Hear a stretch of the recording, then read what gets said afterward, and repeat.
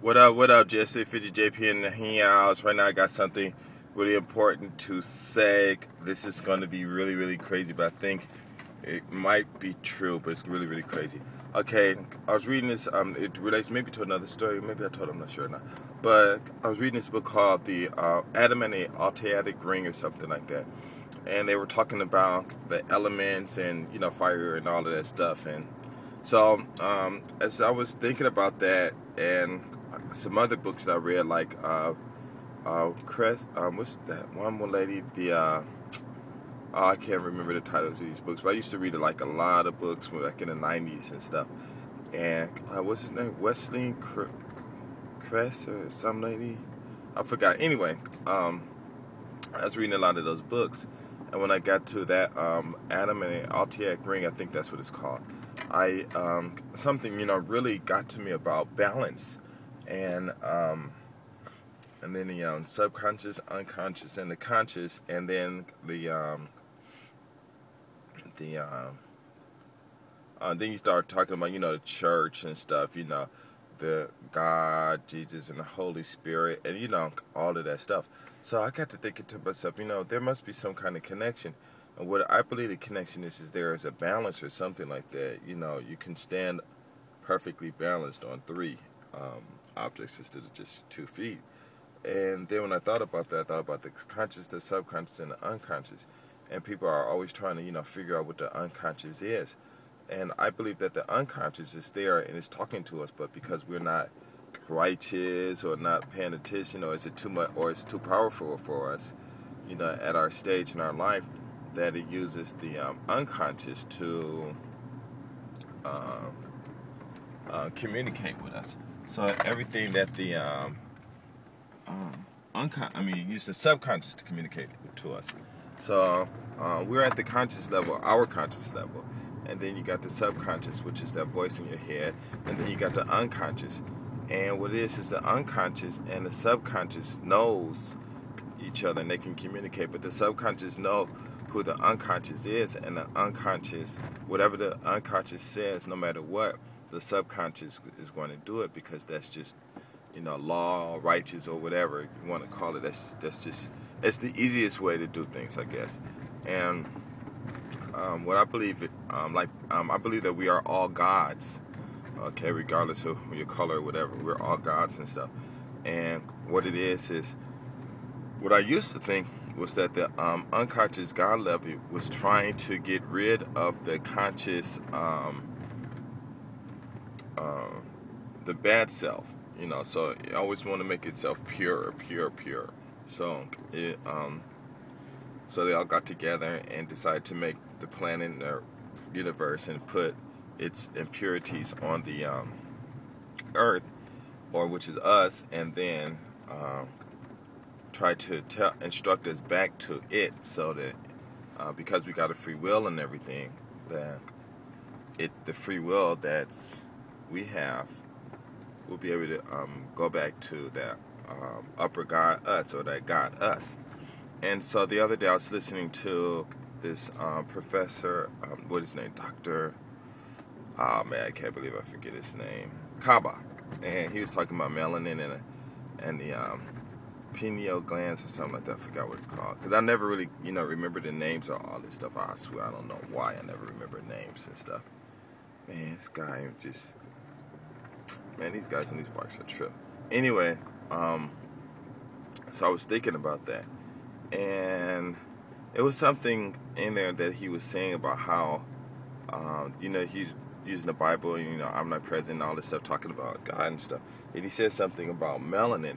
Melanin is omnipresent. It's in everything. Everything you see has melanin, regardless.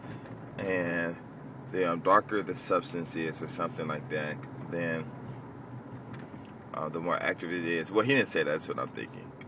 But he said what's interesting about melanin is like photosynthesis. That what is that green thing? Chlorophyll, I think it is, for plants. Is that plants are supposed, when the ones it's chlorophyll, and they're supposed to be green. And he said people on the earth are supposed to be black, because of the melanin. It's supposed to be, because it's the way the earth is, and also that the earth, how can I say that?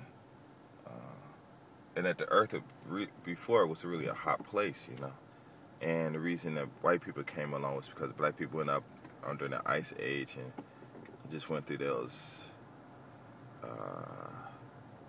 changes and stuff, And I believe that's from the weather and also the ground, the food that they eat and stuff like that does have an effect on people. So, anyway, let me get to my point. So this is what I was thinking the other day. When he started thinking about that, and like this voice that's in my head, it's like always there and always telling me to do this and do this, and I know I should listen to it, but a lot of times I don't. But for the most time I do. But then even on that, sometimes I can see my future, and and I'm not saying I'm strong because I'm weak. Actually, I'm really weak at this. I know there's a lot of people out there way stronger than I am. But I do feel a lot of power, and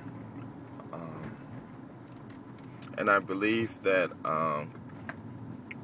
what's really going on is that the melanin that's around the omnipresent melanin that he's talking about, what I believe is trying to do is trying to create a perfect form in which it can manipulate itself or grow or sometimes manifest itself into some type of a being that is all powerful and that can do things. Maybe it's going to be human or the next evolution of humans or whatever, and that's what I believe it is. And I believe that's one of the reasons why it says, to multiply. Be fruitful and multiply, because the more you multiply, the more we grow and eat healthy and do things, the more of the variations that we'll have and stuff. And not even only that, but because everyone doesn't pay attention, doesn't listen, and because of the free will,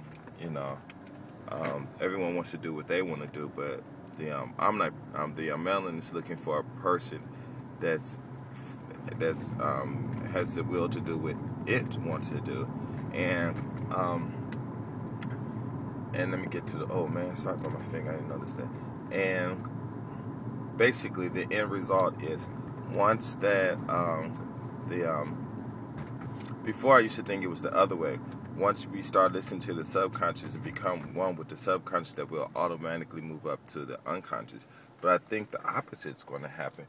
Is once our will start listening to the subconscious, then that unconscious will come down into our bodies and then take over. And then whatever we were, it's probably going to disappear, or it won't even disappear. It'll just become one with the omnipresent. So basically, the lifestyle that we have now is just going to disappear.